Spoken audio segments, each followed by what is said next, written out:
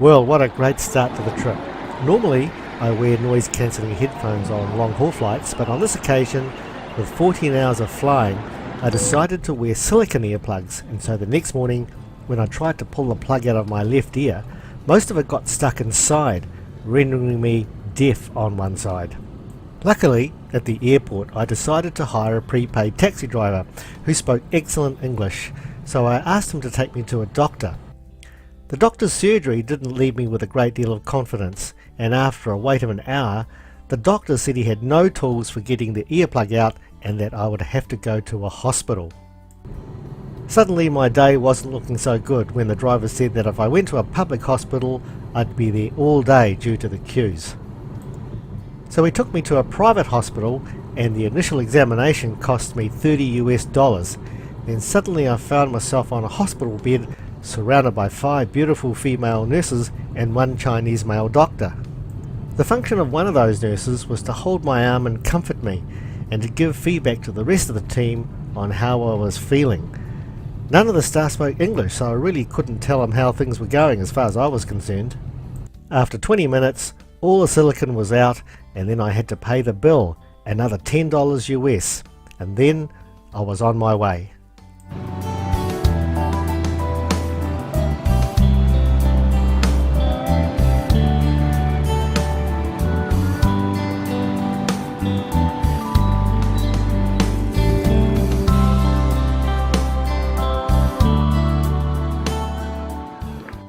The airport and the main attractions are about 3 kilometres from the city centre. I decided to stay at the Rose Royal Boutique Hotel at $60 per night because from here I could either walk to all the local points of interest or take a tuk-tuk for $2 US. There are plenty of restaurants in the area as well, and also a big supermarket which was just 2 minutes walk away. The hotel itself is down a dirt road, off the main road, so it's really quiet there. The staff are just wonderful and welcoming. After check-in, you get the mandatory welcome drinks. A good breakfast is included, and there's a good variety of items to choose from. They even serve poached eggs.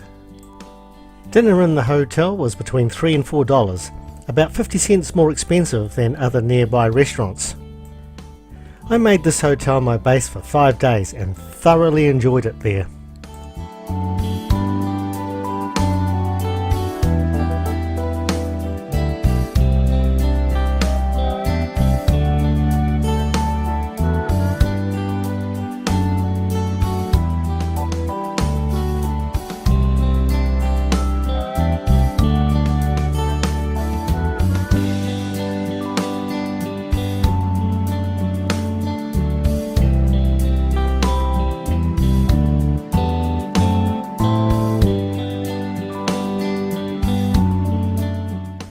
Beer here is only 50 cents a can. Locals don't drink Angkor, they drink Cambodian lager. A large jug in a restaurant will set you back 50 cents. After checking into the hotel, I decided to visit Beng Mealea Temple, about 80 kilometres away. Being a bit jet lagged and tired, I just wanted to do something simple without too many people around. I hired a car and driver for 3 days. The going rate is about $30 a day, but I paid $50 a day because I wanted a really good English-speaking driver who could tell me all about his family, his view on government, what it's like to be Cambodian, corruption, and a huge range of subjects. What I learned was just mind-blowing, way too much information for a short video like this. The higher price I paid also reflected the modern air-conditioned car, and there was no way I was going to travel this sort of distance in a tuk-tuk.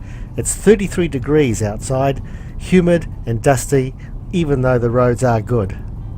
The driver also supplied me with complimentary ice-cold water, so I felt it was really worth what I paid. You see the bottle on your right side? Yep. You know what's that? No. It's a gasoline. Oh, Petrol. Petrol? Yeah, for the motorbike. Oh, right, okay. 1 liter, 2 liters.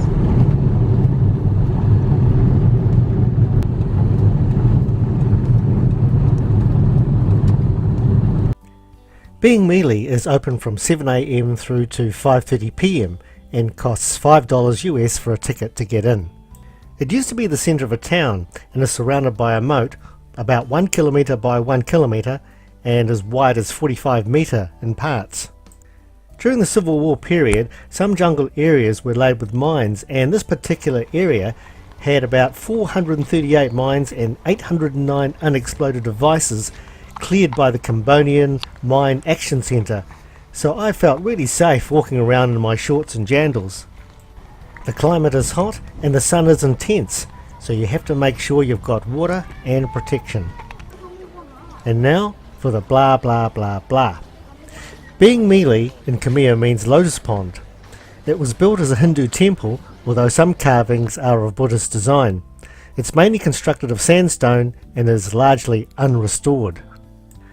The history of the temple is unknown, but it can be dated by its architectural style, which is identical to Angkor Wat, so scholars assumed it was built during the reign of King Suryavarman II 900 years ago. It's believed that the sandstone blocks used for construction were transported along artificial water canals from the sandstone quarries of Phnom Kulen, 7 kilometres away. In 2004, this temple was used to film the movie Two Brothers by Jean-Jacques Annaud, which was set in the 1920s French Indochina and starred 2 tiger cubs. Today, the temple is used mainly by Asian tourists from China.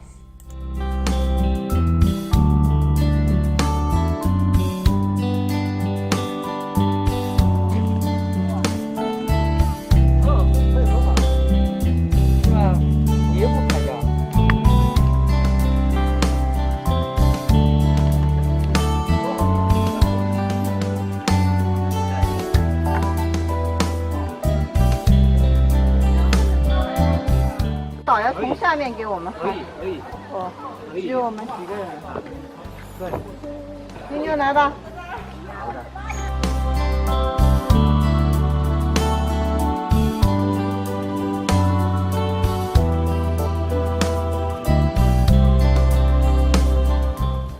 After spending an hour in the temple grounds, my driver suggested I sample the Cambodian dish amok. Restaurants are conveniently located at the entrance of the temple. This slightly sweet curry is presented in a coconut bowl and has more of a custard consistency thanks to a steaming step in the preparation. The subtle flavours of lemongrass and kaffir lime go perfectly with a flaky white fish. The other drivers had other ways of relaxing while us tourists ate. After that I decided to call it a day, so I hope you enjoyed following me around on my first day in Siem Reap, Cambodia. In episode 3 I head to the more popular tourist attractions Angkor Wat and Angkor Thom.